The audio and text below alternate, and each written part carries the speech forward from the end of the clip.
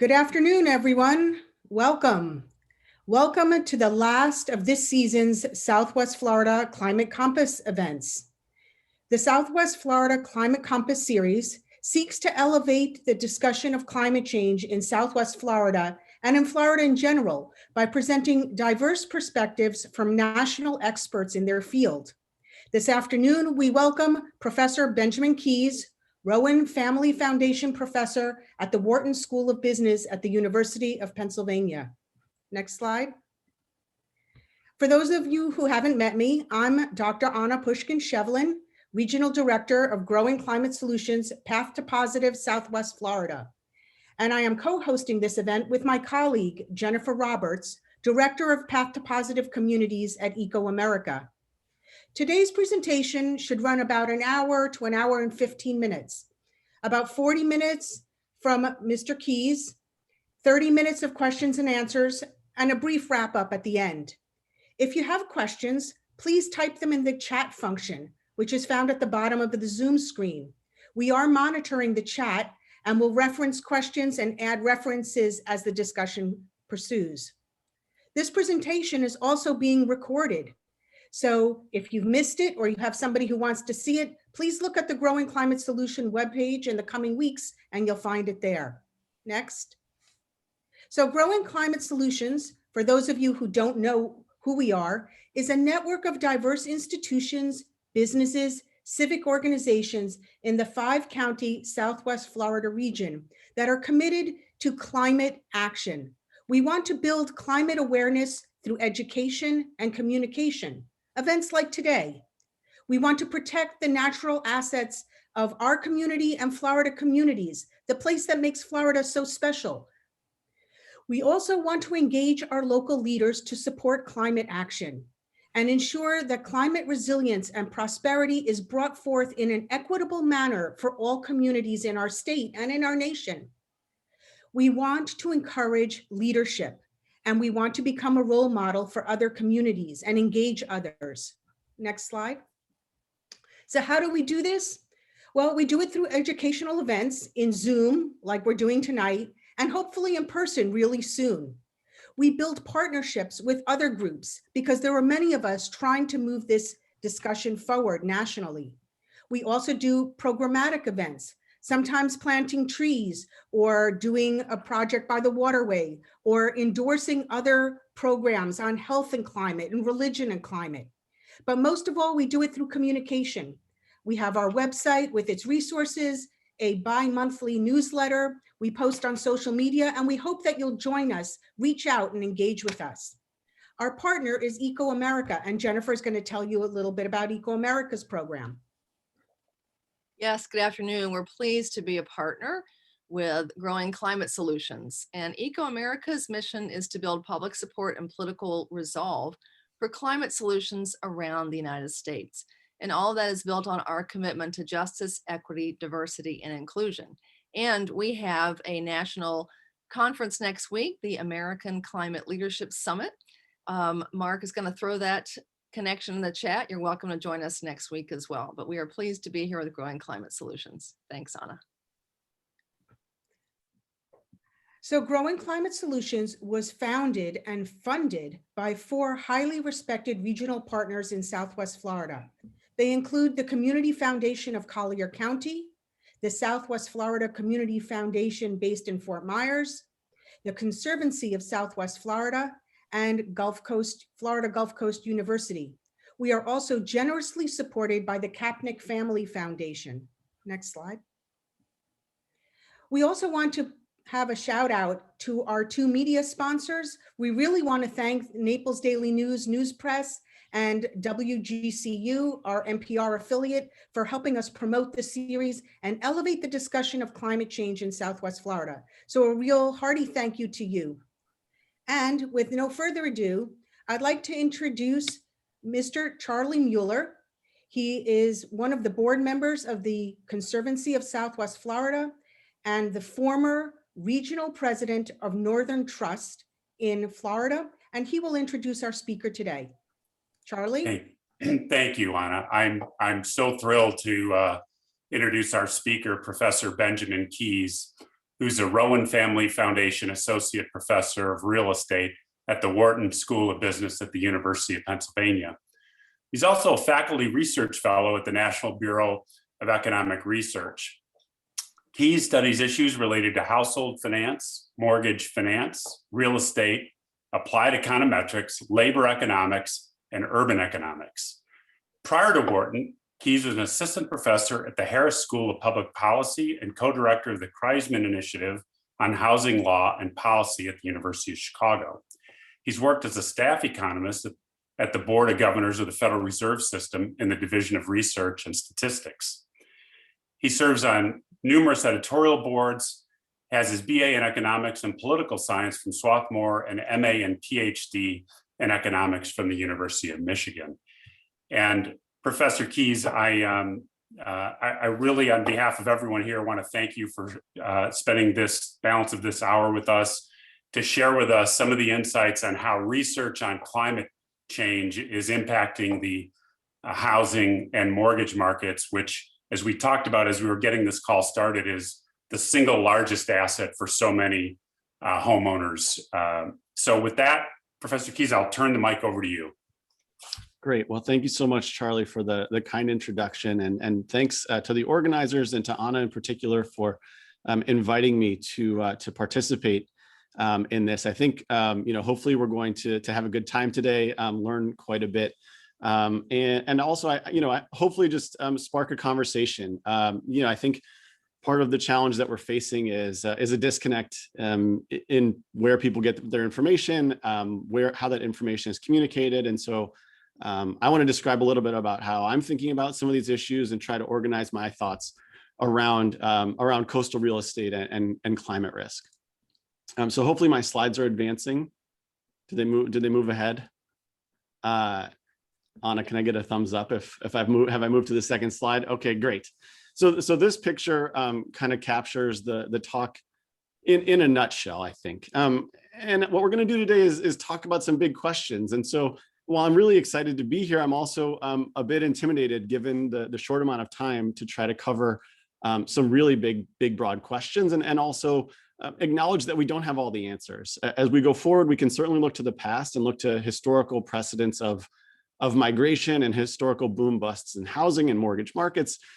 We can look to the historical record to look at changes in sea level rise and climate effects. But at the end of the day, we do have to depend in part on forecasts from the leading scientific sources. And I'll point you to some of the sources that I prefer and some that I use. But in terms of the big questions for today, I want to talk about, well, are sea levels really going to rise at a pace that's disproportionate relative to how they've risen over the last 100 years, about 13 inches over the last 100 years, associated with a 1.8 degree increase in Fahrenheit temperature worldwide on average. What will the consequences of that sea level rise be, especially in coastal low-lying areas, many of which are found, many of those areas are in Florida. And then what can be done to address these risks, both in the short term and the near and the long term, and from a personal perspective and more from a political perspective. And so that conversation is going to be inherently speculative, and hopefully we can have some fun in the Q&A talking over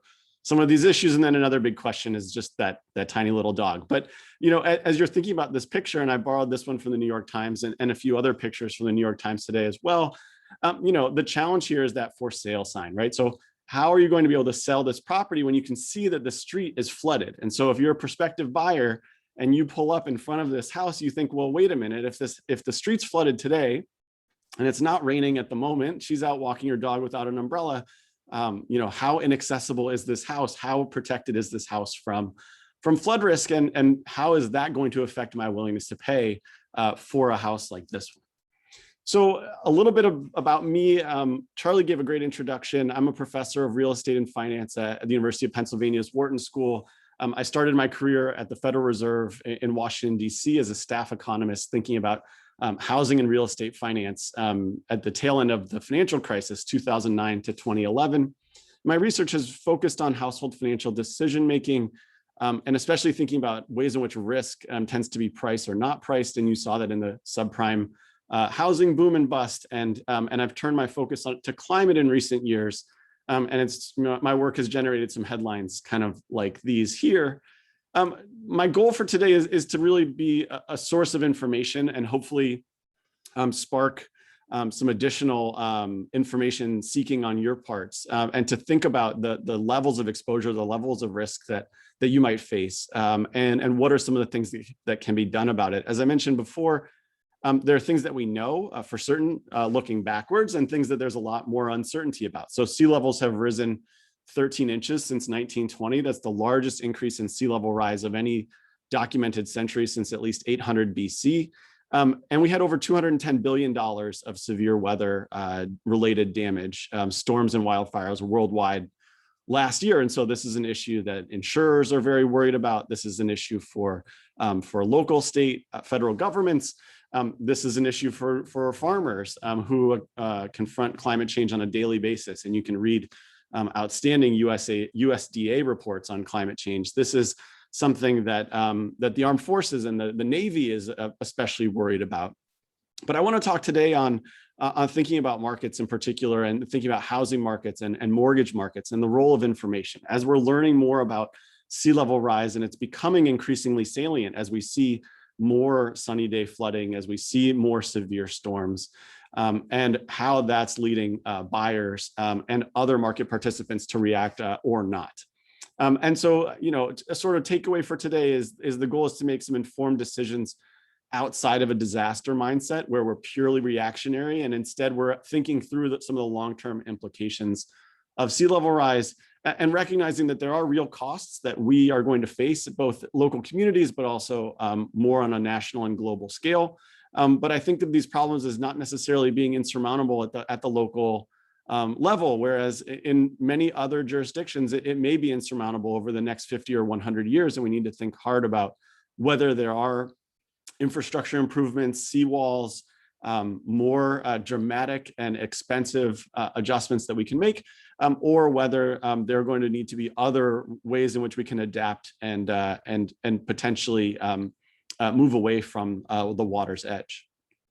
I wanted to tie in a bit of a personal story for starters. This is a house that's near and dear to me. This is located in the San Remo Estates neighborhood in Sarasota, just up the road from many of you. And I think my uncle and my mom may also be joining in on today's webinar.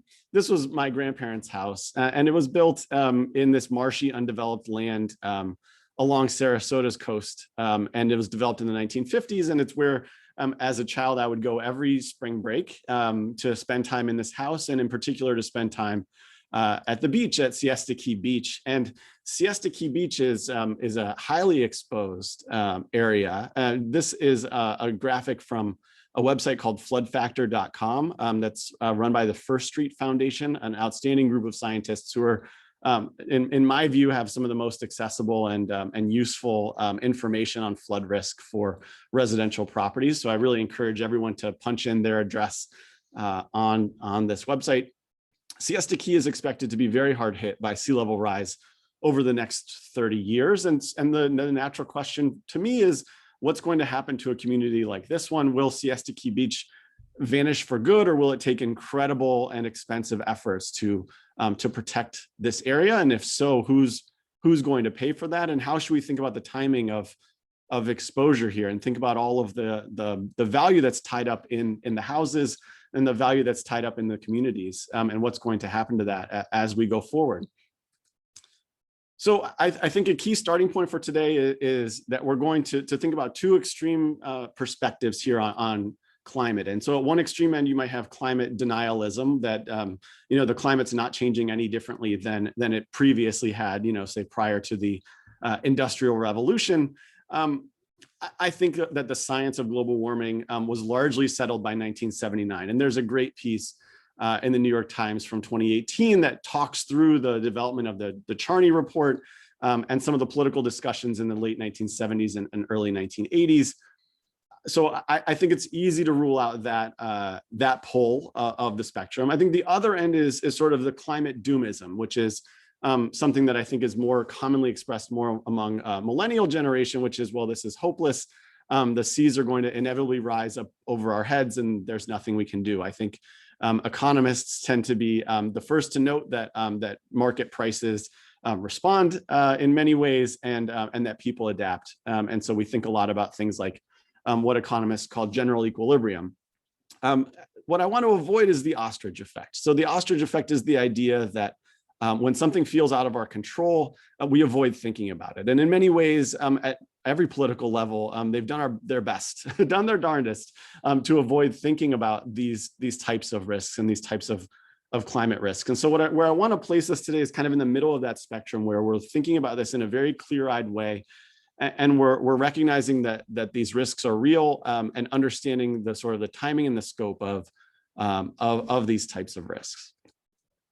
So first, let's start with the scientific forecasts about sea level rise and the extent of sea level rise. So these are now a little bit out of date. They're about 4 years old, and from a very good source, from the NOAA's forecasts and large teams of scientists that have put together these forecasts, which suggests that there's a growing risk of say 3 to 6 feet of sea level rise. So the light blue intermediate line is about 1 meter of sea level rise, so about 3 feet of sea level rise, and the high line, the orange line, is about 6 feet of sea level rise by 2100. And you note the upward slope here, which means that this is an accelerating problem over the next 50 to 100 years. The US tends, we don't always think about it this way, but we're actually very much a coastal country, despite our size. About 40% of the US population resides in either a coastal or a coastal adjacent county. And so this problem is going to affect a huge number of residents in the US, an even bigger problem worldwide. And the initial estimates are that at 6 feet of sea level rise, there's over $1 trillion of US properties that would potentially be chronically inundated. So as we're thinking about these ranges, and we're thinking about, okay, 3 feet rise, 6 feet rise, are those extreme values? Are those out of the range of plausibility? I think they're very much rooted in the strongest evidence that we have. And if anything, again, the risks are on the getting more severe. So if you think about what drives sea level rise, there's really 2 big factors, and I'm not a climate scientist, so I have to put that disclaimer out there right off the bat. So the first one is melting ice around the world, and glacial melting ice in Antarctica and Greenland have all accelerated as measurement has gotten better and better. The measurements have been quite good since the 1980s of these kinds of things, or even earlier, and they've accelerated at kind of alarming rates. The other driver of sea level rise is what's known as thermal expansion. So thermal expansion is, as water warms, it expands in size, and about 90% of the heating that's happening to the Earth is being absorbed by the world's oceans. And so both of those factors are driving sea level rise. And as the ocean's temperatures melt, that accelerates as the ocean's temperature rises, that accelerates the melting process. And so that's why you see that upward slope in the sea level rise forecast, that this is going to speed up. If we think about that extreme pole of the distribution of climate doomism, I wanted to just put this out there again to talk about the range that I'm talking about is 3 feet to 6 feet of sea level rise by 2100. What I'm showing you here is a picture from National Geographic, which said, okay, let's go to the extreme version and assume that all of the world's ice melts, right? So the glaciers melt, the ice caps melt, Greenland's ice reserves melt. Seas would, in that case, rise 216 feet. And now we're talking about Florida being wiped off the map entirely here, right? So, Atlanta becomes a coastal city. That's not at all what I'm talking about today. This might happen in the next 20,000 years, but our focus should be on, at the moment, on realistic scenarios and realistic responses. So let's talk about Florida specifically. And I, part of the reason I'm here today is because I have a research study that's focusing on Florida in particular, which I thought of as an especially good kind of quote unquote laboratory for studying this question, given how much development in Florida is along the coasts and how exposed Florida is. And it's not just houses that are exposed. It's really, it's more about the infrastructure and about the communities. If we do see sea levels rise 3 feet above the high tide line, there are forecasts that suggest that over 2,000 square miles of land would be inundated with water. There would be over 300,000 homes inundated. But there's also 35 schools, a power plant, and 978 EPA listed sites like waste dumps, sewage plants, and so on. And so there's an entire infrastructure that would need to be reoriented away from the coast, to say nothing of 2,500 miles of road. And at 6 feet, this problem is that much more acute, and it is sort of consistently in the range of plausibility as we think about some of the forecasts that are out there. And in that case, we're talking about 1.4 million homes and over $500 billion in property value. So where I want to go is thinking about, well, what are the consequences of sea level rise, and where would we sort of see this play out in housing and mortgage markets? I think that the sort of steps that we would expect to see are sort of logical, but the first thing that happens is not the water lapping at your door necessarily. I think, and much more likely, it's that you'd have impassable roads, that low-lying roads would be flooded on sunny days. And so this picture is from Miami. It's a sunny day. You can see the light reflecting off of the white buildings in the background, and yet the streets are flooded in this Miami neighborhood on a perfectly sunny day, right? And it's this kind of inaccessibility that's going to make businesses not want to operate on a street that requires access along this way. That it's going to lead to homeowners not wanting to own a property that's not accessible. Say 10 days out of the year, the streets flooded. Maybe that becomes 20 days. Maybe that becomes 40 days, and so on. And it's that kind of slippery slope that I think is going to lead to require action sooner rather than later. There's also concerns related to the quality of water and maintaining clean water as this the salty water floods the streets. And then just thinking about the drivers here of what drives the local economy. Is it tourism? Is it other businesses? Are those businesses rooted in the place, or can they relocate somewhere else? What will be the drivers of migration in some of these communities that are so affected by these kinds of sunny day flooding and high tide flooding? And is there enough political will and financial capability to fund the large infrastructure projects that might be needed to develop drainage, to raise roads, to improve the local infrastructure? So my focus is on the housing market in particular. Again, as sort of mentioned at the outset, houses are most households' most homeowners' largest asset. The mortgage is their largest liability. Houses are a great direction to go in when thinking about studying a problem like this, because the value of a house should be forward-looking. The price that you're willing to pay for a house today should be reflective of your value of owning that house going forwards, right? So it's thinking about how much do I get out of using that house as I live in that house in the coming years, and then how much will I be able to sell it for when I decide to sell it, or if my kids decide to sell it, for instance. And so in some ways, today's price of a house should embody all of that future anticipated benefits. All that future anticipated value should be captured in today's prices. And so information about the future should be brought forward to today, brought back, I guess, to today, and be reflected in the price. And houses are also unique in that they're immobile and generally immobile and durable, or intended to be durable. And so what that means is that this is not an asset that you can just move somewhere else easily. It's an asset that's going to sit there and be exposed to a very local elements, a very local economy, a very local community, and very local exposure to climate risk. And so that's why I think of housing as being an especially good place to look for these kinds of patterns, whether we see the influence of sea level rise, whether we see the influence of climate risk in these types of markets. Housing markets may adapt in a variety of directions, in a variety of ways. And that's going to depend in part on how quickly we see the sea level rise and related things like storm surges and increased severe weather. It's going to be a function of that local infrastructure I mentioned.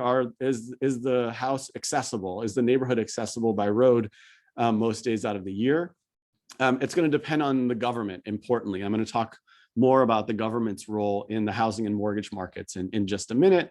It may also react to insurers and mortgage participants who require certain types of down payments, certain types of adaptation, in order to be willing to insure or to lend against this specific collateral. What I'm going to leverage in my study that I'm going to talk you through just in sort of broad strokes in just a minute, is that some coastal areas are more exposed to sea level rise than others. And so even though these may be similarly coastal in terms of distance to the beach, some are going to be more elevated than others. So compare, one where the road runs right along the water and there's very little elevation versus one where there's a steeper slope up to the town nearby. And the challenge with this has become even more difficult in a time of COVID is how do you tease apart the multiple factors that go into that house price? If a house price embodies all of these other factors, how do we know that the thing that we're observing is likely to be sea level rise? And so that's the goal of this study is to find a creative way to tease out the part that's related to sea level rise and sort of accounting for the other usual housing and business cycles, the other drivers of, say, the boom bust in the 2000s or the COVID boom that's currently happening in these markets, which seems to be swamping the historical measures of sea level discounts that we were seeing just a little while ago. So what we're going to do in this research project, and this is co-authored with my outstanding graduate student, Philip Mulder, is we're going to take a big data approach. So we are going to take 1.4 million home sales transaction records and over 2.5 million mortgage loan applications from 2001 right up until before the start of COVID. And we're going to take that data and combine it with sea level rise forecasts. So you can imagine mapping all of those home transactions and loan applications and then layering on a map of sea level rise forecasts from the NOAA.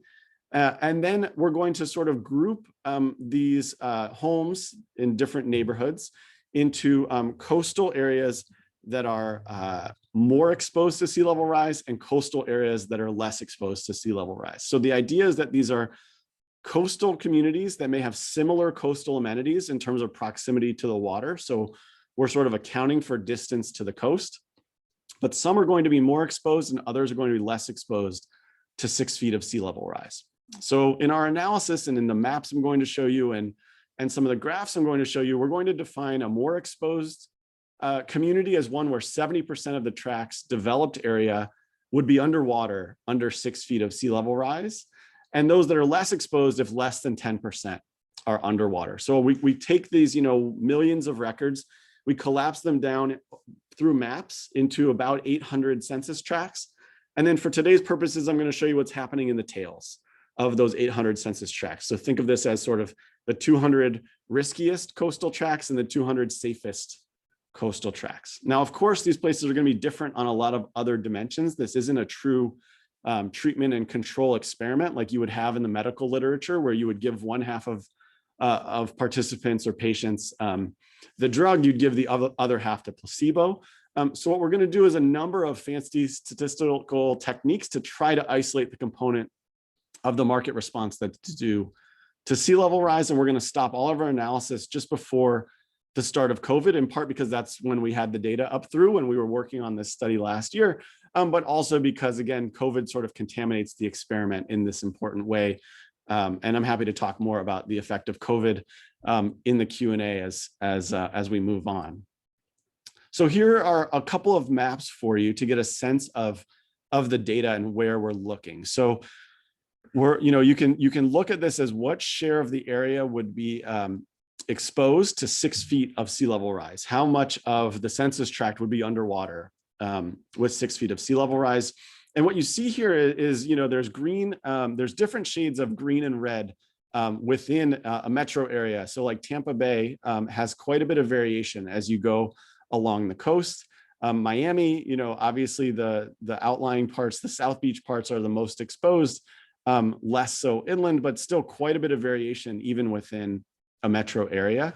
For the analysis I'm going to show you today, to keep things as simple and clean as possible, I'm going to show you the version that just looks at those two groups in the tails. So less than 10%, more than 70%. In our research paper, we go through everything in a more continuous and flexible way with the same underlying intuition. So the question then is, are housing markets reflecting this growing coastal risk of sea level rise? And so what I'm showing you here is the first big result from our paper. So two lines on this graph. So this is the volume of annual home sales, and it's just the raw data. All we've done is we've averaged it. So we've averaged it to the sort of pre-2013 average. And the green line is the less exposed areas. Those are the places you can think of like the control group in the experiment. The blue line is the more exposed, right? So these are the places where more than 70% of the tract would be underwater if there were 6 feet of sea level rise.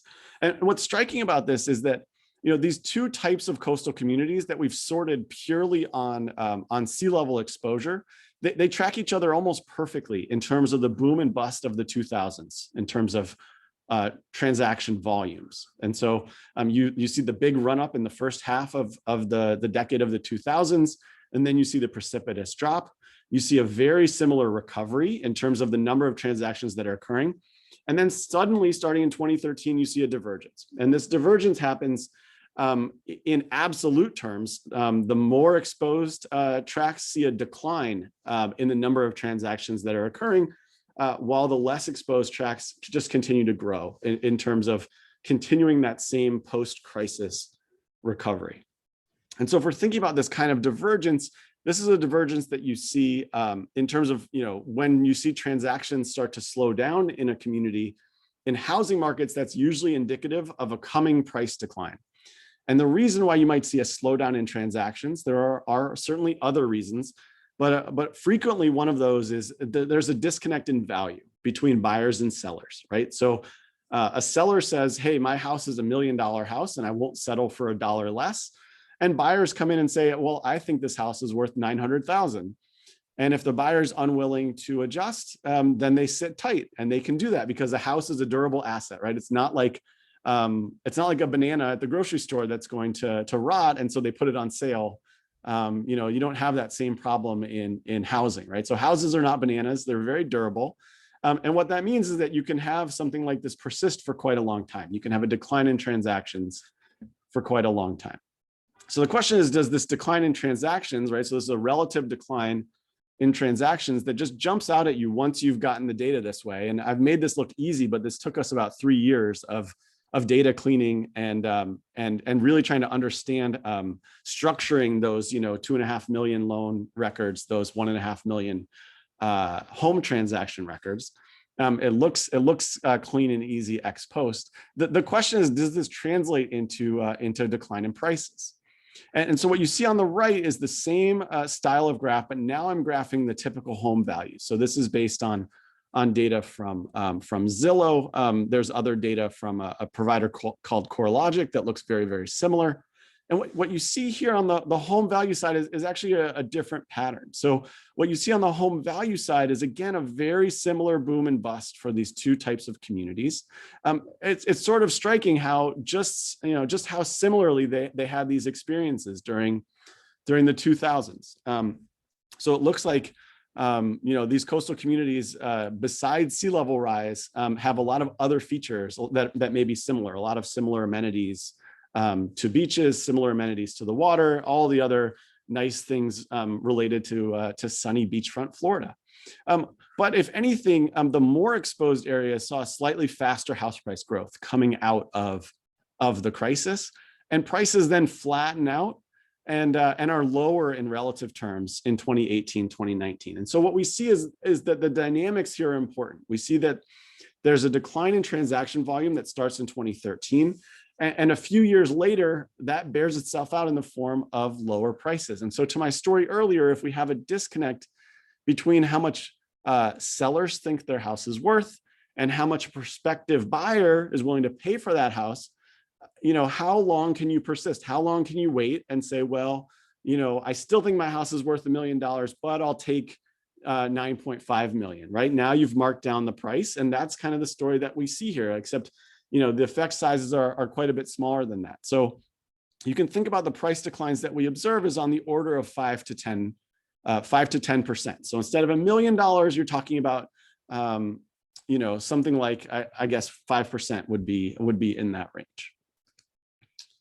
So then, getting the data organized in that way just prompts a ton more questions, right? And that's the beauty of being a researcher, is that you start with an initial idea about house prices in coastal areas, and that just prompts question after question after question. So the first obvious question is, well, why did this happen in 2013? And why did it seem to happen so sharply? And I think part of the story here is Hurricane Sandy. So Hurricane Sandy hits the Northeast in late 2012. And one of the things that we've done is we've tried to connect linkages across these areas and see, well, how connected are these different parts of Florida to the Northeast? And the parts of Florida that are more connected to the Northeast in terms of that's where migration patterns occur, they saw larger declines in house prices. And so if you've just experienced Hurricane Sandy, you say, wow, severe weather is real, and flooding doesn't seem very fun. And this is something that I should be more aware of when I'm doing my housing shopping. This is also a time where there's a big rise in informational awareness about climate risk. And this coincides with the release of the National Climate Assessment and other intergovernmental reports that got a lot of attention. And so prior to 2013, you see very little in the newspapers on sea level rise. And then starting in 2013, 2014, you start to see these kind of headlines in the newspapers. And another way to see this is by looking at Google searches. And so this is a picture of Google searches for people in Florida searching for the phrase sea level rise. So again, is this a perfect indicator of an increase in interest? Not necessarily. It tends to be a pretty noisy series, but on average, it definitely rises, kind of bottoms out in 2011 or 2012, and then begins a pretty steady rise there from 2013 onwards. And so again, what we think is this is potentially indicative of buyers becoming more concerned about climate, and in doing so, they're less willing to pay for the houses that sellers at the prices that the sellers are looking for previously, and that's happening differentially in these most exposed areas that are more prone to sunny day floods, more prone to the damage that's done by severe storms. And so this again begins to prompt these other questions. Well, what's driving this? Can this be explained by some other correlated factor in these different communities, right? Again, this important caveat that this is not an experiment. These communities may differ on a range of dimensions. And then, well, what are the mechanisms here? Is this just the mortgage market saying, hey, we've gotten wise to climate risks. We know that places with that are more exposed are riskier for our bottom line. The collateral's riskier. So we're going to change our lending standards. We're going to make it more difficult to borrow in these areas. And in all honesty, that's what I expected to find when we started this project, is that it was the mortgage market. It was the big banks that have really great data, that have the models at their fingertips, and they can say we're going to lend here and not here.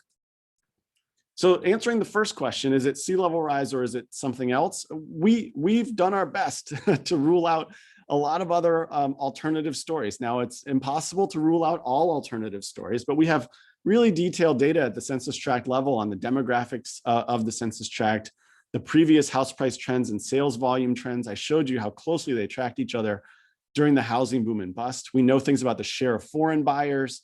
For instance, we know a lot about the flood insurance prices in these areas and whether that's changed over time. And so our results using much fancier econometric techniques are really consistent with those raw data graphs that I showed you before. A 20% relative decline in transaction volumes by 2018 and a 7% relative price decline by January of 2020. So again, predating COVID.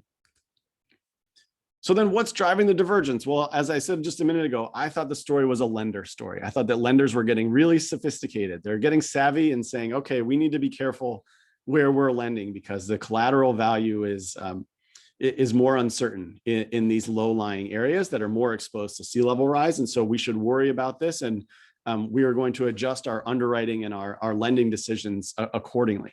And the data just does not bear that out in terms of the story. And I really thought that was going to be the case.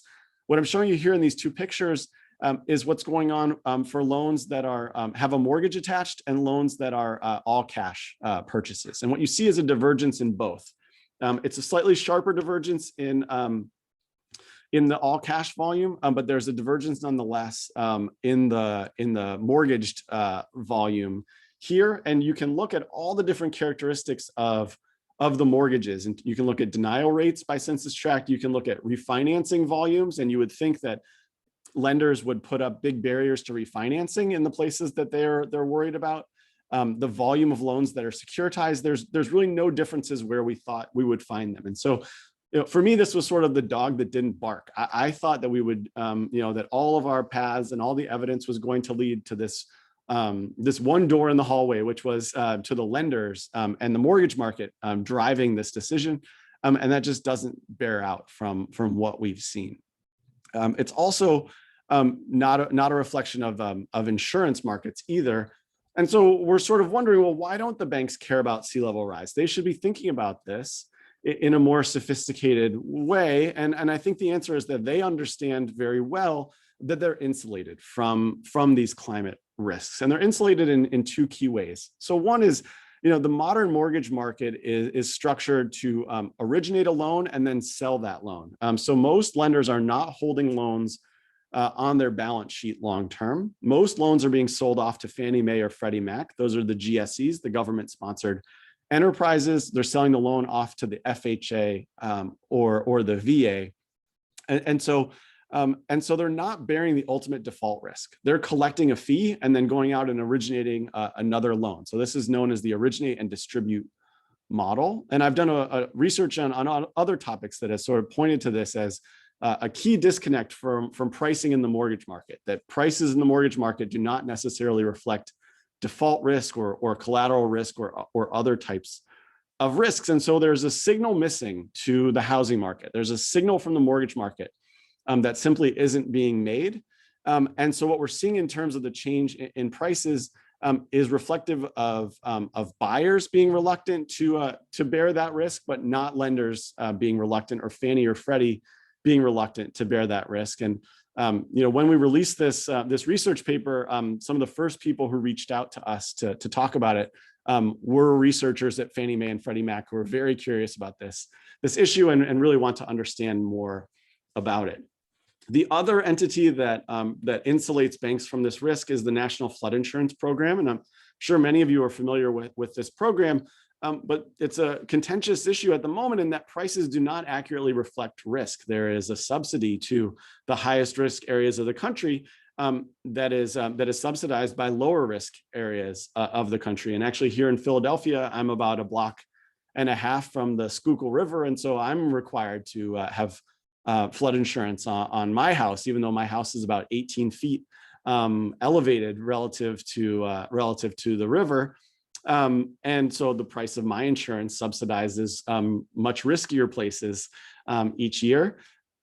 There's a proposal on the table, Risk Rating 2.0, that's going to fix this and better align prices with risk. And currently Senator Schumer is blocking this in the Senate. And there's really important discussions to be had about, well, who should bear these costs? And does this mean that some of the areas where lower income households are going to become prohibitively expensive? Will homes be uninsurable?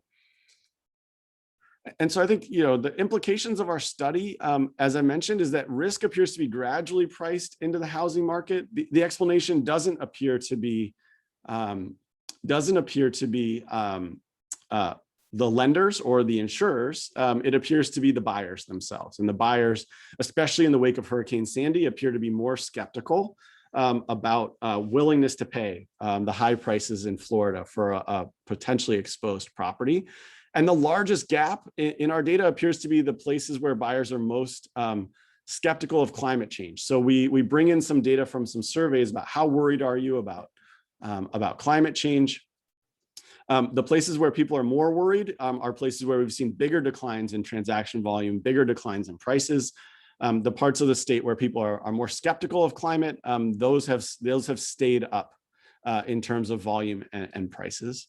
There's a lot of risk in the mortgage market that's not yet priced, and pricing these climate risks could potentially be painful. So designing the sort of market response and the government response in the right way is really important. It's going to be most painful for those who can least afford to adjust. And one of the other findings in the paper is that the biggest declines in price are in high poverty communities. So they've had the biggest percentage decline in price, and that may reflect a lack of means to adjust, a lack of means to delay sale. They may be liquidity constrained and need to sell the house at the moment. It may also reflect a skepticism that the local economy and the local government may not be able to fund the long-term infrastructure projects that are going to be necessary, and that could be problematic going forward as well. I want to wrap up here in just a second. I'm going to skip just a couple of things and talk for a minute about what I think we can do as we step back and think about these challenges. Not to be too grandiose, but FDR talked about this in the New Deal. He talked about needing a new order of competence and courage, and that's certainly the case, something that we need from our elected officials. But it's also something that we need for ourselves as we sort of take our heads out of the sand and we really recognize and accept the changes that are happening around us in terms of more regular wildfires, more severe storms, more likelihood of flooding. I think a very natural place to start is to collect information. So I'm excited that you're here and listening to this. As you go about collecting information for yourself, I recommend floodfactor.com as the place to start to get information about your personal risks and ideas for making your homes more flood proof. Certainly on the other side of this and sort of the source of the problem is the carbon dioxide that we put up into the atmosphere. So thinking about ways to reduce your carbon footprint where possible. That's certainly not the focus of my talk today, but it would be remiss on the day before Earth Day if I didn't mention that. And I think these challenges are really collective challenges. They aren't things that any one person can deal with on their own. And so we have to think about the political system. I'm not a politician. I'm not a political scientist. But I think first and foremost, we need to disseminate information far and wide about these climate risks, and people need to have a true understanding of their risk exposure.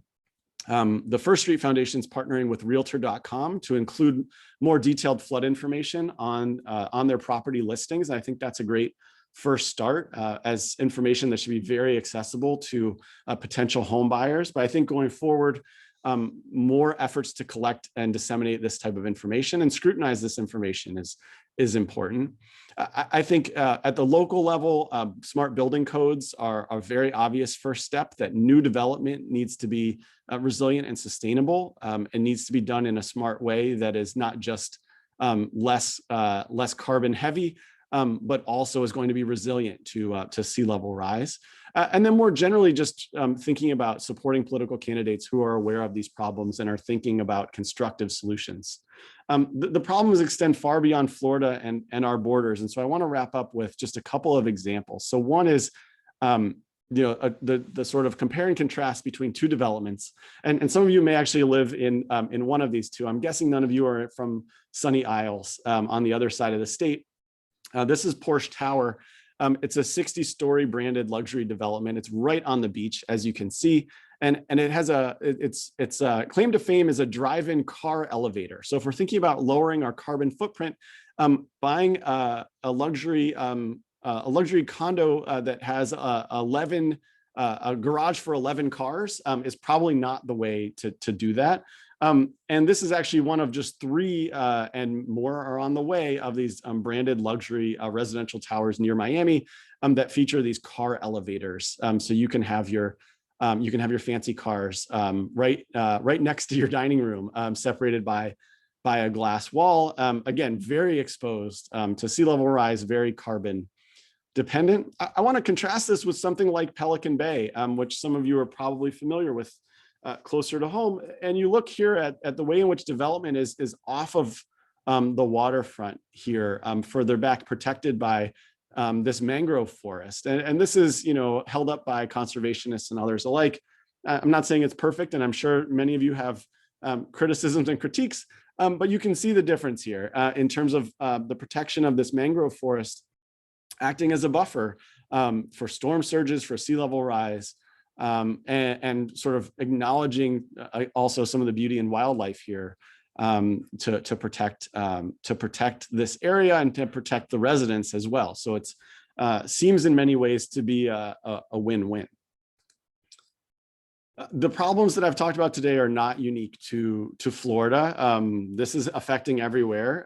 If you look at the forecast for the number of days out of the year where they expect the temperature to be over 95 degrees, they're forecasting that the Dallas area will have 133 days above 95 each year, more than 4 months a year above 95 degrees. So Dallas, maybe unlivable by 2100 unless you're cranking the AC at all hours and in all locations. And so different parts of the country are facing different types of climate risks. And I want to sort of motivate this by saying that we're all in this together, right? This is not an isolated problem for Florida. This sunny day flooding is going to be especially acute in places like Norfolk, VA, which is home to the largest naval installation in the country.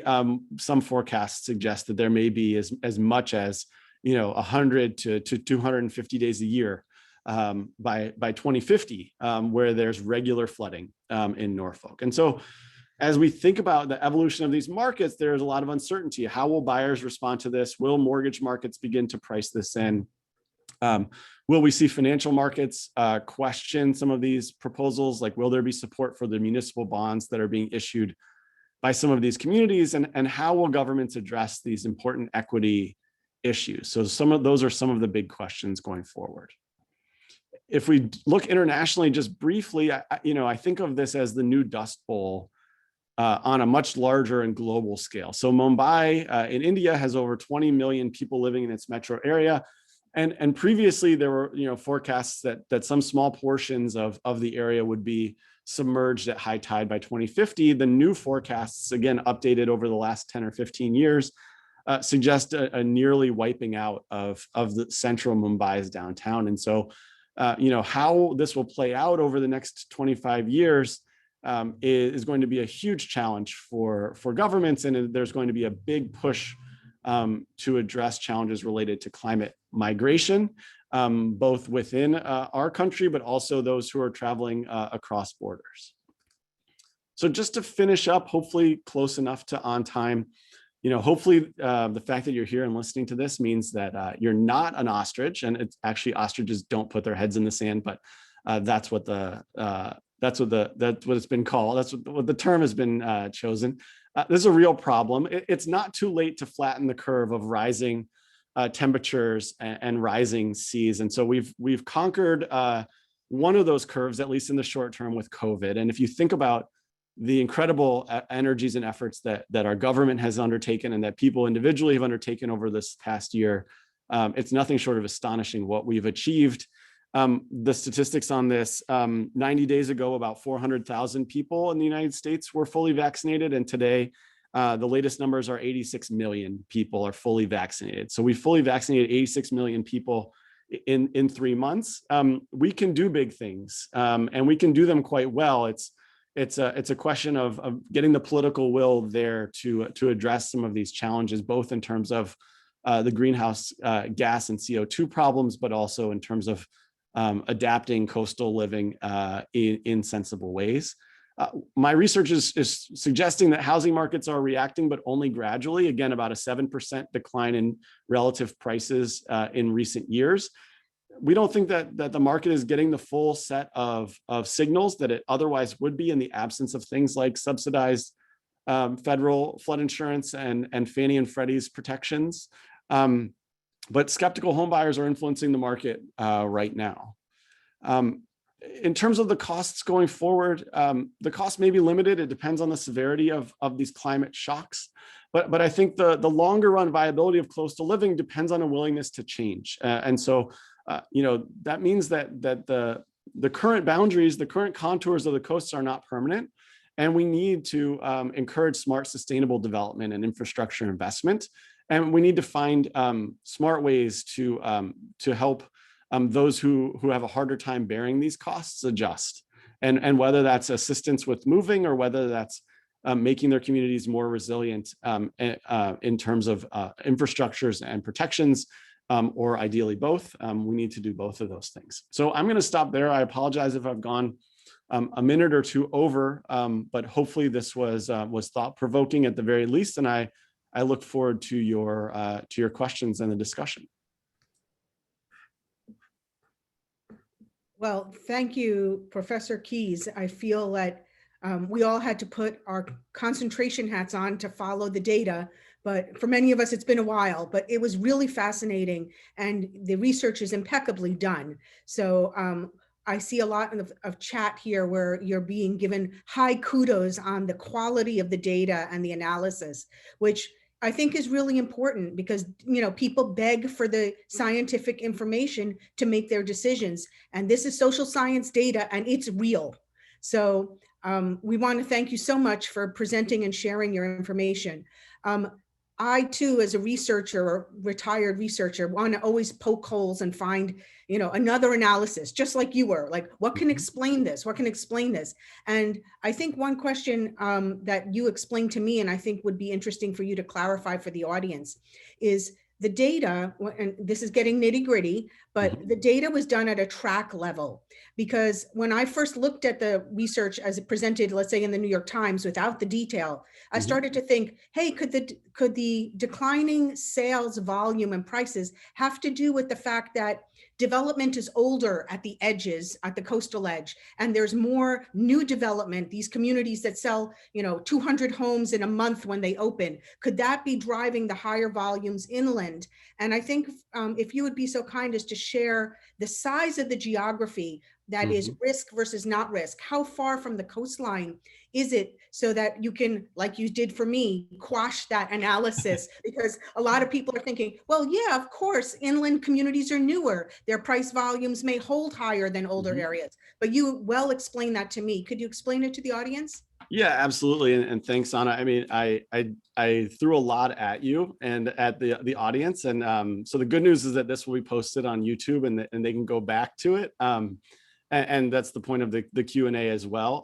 But I wanted to make sure I hit all these high points. And so our analysis is at the tract level, and it's only those coastal tracts. And so I showed you the map that highlighted just along the edge of the coast. It's only tracts that are within a half a mile. The center of the tract is within a half mile of the water.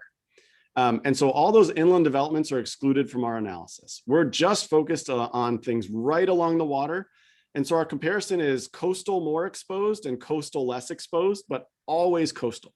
And so I think that's why and we did an analysis where we looked at those more inland areas, and you're right, they have different patterns. And so we wanted to make sure that we weren't including those to kind of contaminate the comparison groups, to make sure that we were isolating this component. Another question that we're all experiencing here is, this is the hottest real estate market in Florida that we can remember since the last boom, primarily because people are coming down here for COVID. How long do you think this COVID effect might last, based on maybe previous experience or your expertise in the market? And when will you be able to decontaminate your data set again? And are you still collecting more information going forward? We are collecting more information. We're updating these databases regularly. These are deeds data, so they're collected at the county level, and we have a data provider that we have a contract with that basically scrapes all the deeds records. So we get this updated database on a regular basis. In terms of speculating about when the COVID boom will end, I think people are at least in the academic world expecting more of a return to normal this coming fall. I think a lot of the story was an acceleration of previous plans. And so the stories that I've been reading about COVID tend to be stories where people who were planning to move to the suburbs out of the city at some point, they found this was the time to do so. Or people who are planning to accelerate their retirement plans and move from north to south in the US, accelerated those plans. And so what that means is two things, right? One is it means that that at some point we are going to see a return to some normalcy in cities, and we're going to see people going back to work in person. And so that's going to slow it down. But it may also mean that there was there were so many people who tried to do it, who moved in a hurry, that there may actually be fewer people behind them to do it, right? Because everyone who wanted to move to these areas already did. And so there's this question about whether there's going to be a payback period where we see things flow back in the other direction or even slow down. And I wouldn't be at all surprised to see that kind of pattern happen starting next year at some point. Some point in 2022 is when I expect to see kind of this COVID boom slow down a bit. That's highly speculative. I mean, we don't have a great basis for it aside from some previous patterns of ups and downs in the market. Jennifer, do you want to pick up on some of the questions? There are excellent questions in the chat about homeowners, first homeowners or second homes and all kinds of things. Will you? Sure, absolutely. And I want to remind folks who are watching that these questions will be saved in the chat, and so will the resource links. And Professor Keyes, a lot of people want to know what your next research is going to be covering, and they're very impressed with what you're looking at. There's one question that's interesting, and you may not have this data if you're looking only at coastal areas, but somebody asked, there are different types of flooding. There's also the severe rainstorms, and that has really been an issue in other cities across the US. How does that factor into what you're looking at? Because it does hit the coastal areas as well. So how does the rainwater versus the sea level factor in? It absolutely affects them. Affects both. It's both, right? There's no question that, and there's no way to fully tease those things apart. And so I think of our results as kind of combining some of those additional factors as well. So an area that's more prone to high tide flooding is also maybe more prone to storm surges in the midst of a storm. And on top of that, there are more frequent storms, and the storms have become more severe. And so it's, when I'm thinking about this, I'm thinking about kind of all of those things together. That said, the results that we find are not a function of storm damage. So one of the things we looked at is we looked at areas that had declared disaster areas, and we tried to separate some of those out. In terms of what I'm working on next in this area, I'm working on a few things. So one is looking at commercial properties and thinking about businesses facing similar decisions, where I skipped over a slide about how houses are special to people. Businesses, may treat these more like a financial asset and a financial decision. It's less about community, it's less about family history and so on. And so businesses may react quite differently and more abruptly, and the financing is different because they don't have Fannie and Freddie in the same way for things that aren't multifamily. So that's one study. A second study is thinking about pricing of this risk in the mortgage market, and whether we can find private actors in the mortgage market outside of Fannie and Freddie who are pricing this. Our current data doesn't have prices in terms of mortgage interest rates. So we're working on that. And a third study is thinking about the federal disaster loan program. So the federal disaster loan program helps needy households with a loan when they've experienced a disaster. And I'm really interested in the effectiveness of that program and the effect that it has on a household's finances. So we also had a question that's a little bit about what we call climate justice or environmental justice.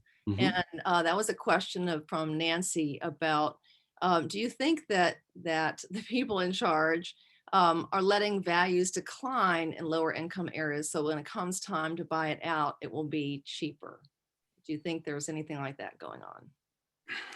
That's a tough question. I'm not sure I can speculate on that. I think that there is a real challenge of representation in some of these communities, and whether their voices are heard at the same volume and the same level up the chain in terms of state government, in terms of federal government. And so, I think it is absolutely the case that low-income communities are going to be hit hardest by climate change worldwide, but also in the US. And I think it's really just that they have the least ability to adjust, right? So part of my story is that if you don't want to, if you can't find a buyer for your house, you just pull it off the market that year and you go back and you sell it next year, right? You have that kind of flexibility. But if you need to sell the house because you need to pay for a medical procedure, or the family doesn't want to keep up the house anymore, or you need to move for a job, then you have to take your house and market to market, right? Then you need to take whatever price someone's willing to give you today. And so to the extent that that's more of going to be more acute in lower income neighborhoods, that's going to lead to lower prices, and that could sort of spiral in the worst cases. There was also a question, you spoke a lot about the influence of media coverage and of people's values and belief in what's going on. And so there's a question from Deborah that says, can you speak a little more about how you concluded that the effects on the market are more pronounced where people are worried about climate change, where they buy into it, where they're watching it more closely, as opposed to other areas? Yeah, there are two great surveys that we've gotten data on this. So one is from Pew, and the other is from Yale University. So Yale University has done a climate survey for a number of years, and they ask people across the country, how worried are you about climate change? Do you think climate change will affect you personally? Do you think it will help affect your community? Do you think it will affect your state, and so on? And so what we did is we sorted the census tracts by county, because that data is at the county level. And our biggest effects are found in those counties where people are most worried about climate. So we have a picture in the paper where we show that that sort of we correlate it with the Yale opinion results, and it lines up pretty strongly. So that's where we're drawing that conclusion from. Right. The Yale climate communications are terrific, and looking sort of county by county at what attitudes are saying. Maybe Mark can drop that in the chat, the Yale climate communications. We also do survey data at Eco-America. There's another good question about the real estate, the insurance industry. And Brad wants to know, do you think that the insurance industry is heading toward being more realistic in reflecting the costs and the risk? Yeah, I mean, this is already happening in the wildfire space, right? So lots of stories about the private market no longer wanting to offer wildfire insurance in California. And I think there are similar stories on the private insurer side. So outside of this NFIP program, if you're thinking about wind insurance or top-up insurance, above the $250,000 limit on NFIP, and then for commercial properties as well. I've been trying to get some data on commercial insurance. And so, yeah, I think that they're very influential. I think the reinsurance markets, where a lot of these insurers reinsure their portfolios, has become very influential. And so I think those are going to play a bigger and bigger role going forward. I remember seeing a headline that said, is the 30-year mortgage disappearing? So worrying about, are banks and insurers willing to go that far out? Here's an interesting, this is sort of a physics question to some extent, but you're so informed, you're going to know the answer. Christopher wants to know if you have looked at an index of the percent of impermeable surface, because that also affects the flooding. And that's been, as places develop, that becomes part of that acceleration. So is that factoring into your research at all? That would be a great measure to have. We don't have it at this time. I'd be really excited to get an index with the share of impermeable surface, but that would be really fascinating to fold into our data for sure. No, that's a great question. We have a very informed audience, and maybe you can find some researchers who are listening who are going to be helping you. Yeah, do some digging on that for sure. We have an easier question. Leonard wants to know, how do you define coastal? What is the exact mileage from the coast that you've been looking at? Yeah, we're looking at all of these. So in this analysis that I showed you today, we're looking at coastal tracts defined as the center of the tract is within a half mile of the coast. So that's how we define coastal. And that's been done in lots of other studies as well. Terrific. We had another question about some of the other, and I hope that it's telling my internet connection is unstable. You can still hear me? Yep. Okay, terrific.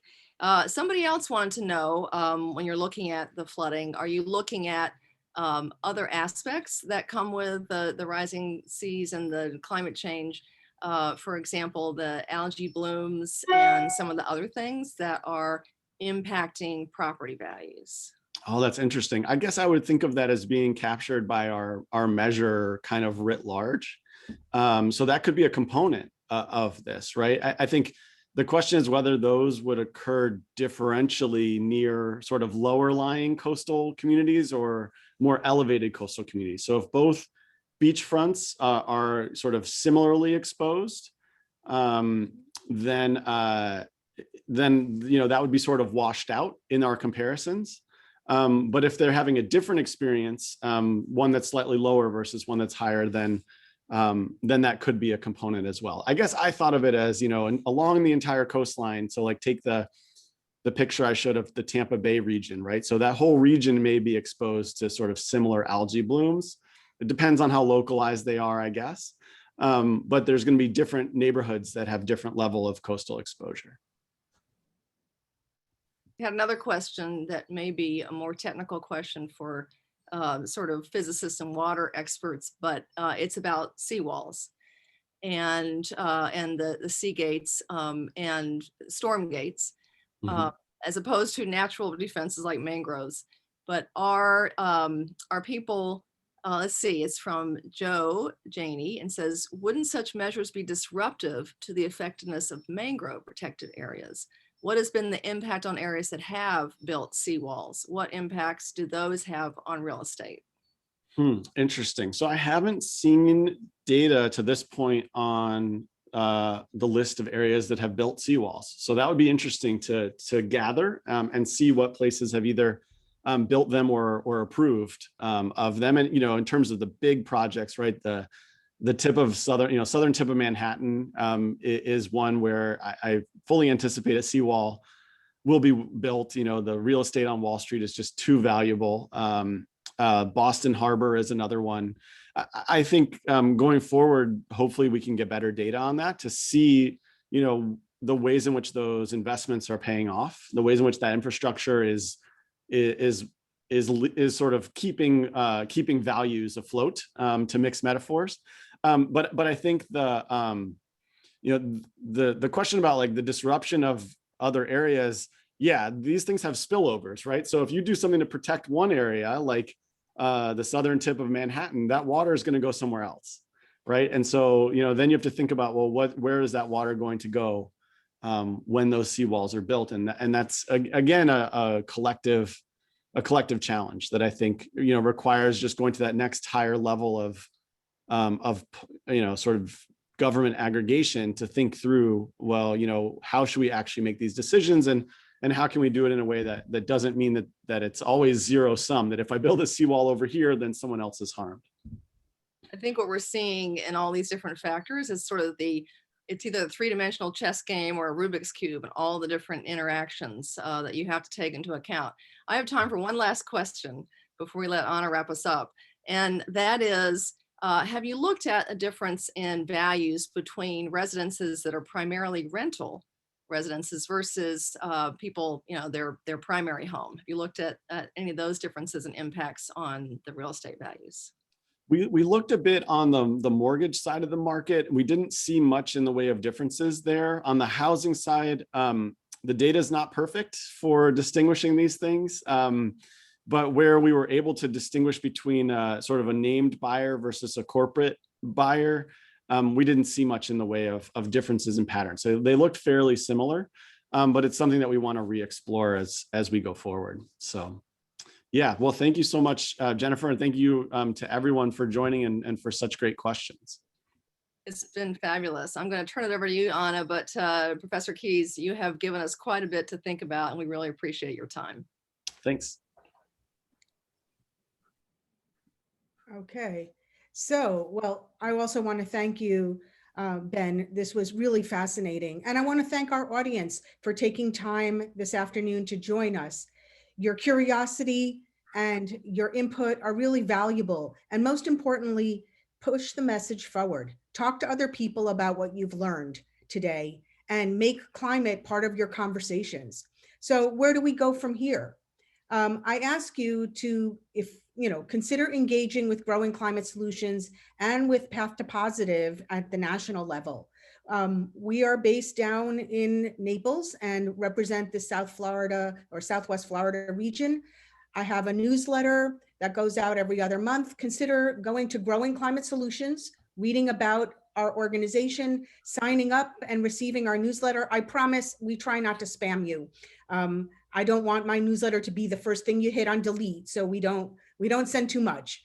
Also, join us on social media. If you sit and flip through Facebook at night, well, add Growing Climate Solutions Southwest Florida to your friends. Follow us on Twitter. We post about interesting information, other events in the area. And if you own a business or run an organization, consider becoming a supporting partner. Give me a call. I can tell you what's involved with that. So next slide, please. And I want to finally tell you that this is the last in our Southwest Florida Climate Compass series for this season, but we are thinking of doing another season. So it's really important that you fill out the survey that you'll receive. We're actually asking for feedback on other topics, and we want to know what you liked and what you didn't like. So I ask that you look out for our events, consider attending those of our events or those of our partners, fill out that survey and stay in touch with us because there's a lot to learn and a lot of things that we need to move forward in the region. With that, I hope you had an enjoyable evening and stay in touch. Next slide. My contact information is available at growingclimatesolutions.org. Thank you so much. Thank you for our partners and our media sponsors. Good evening.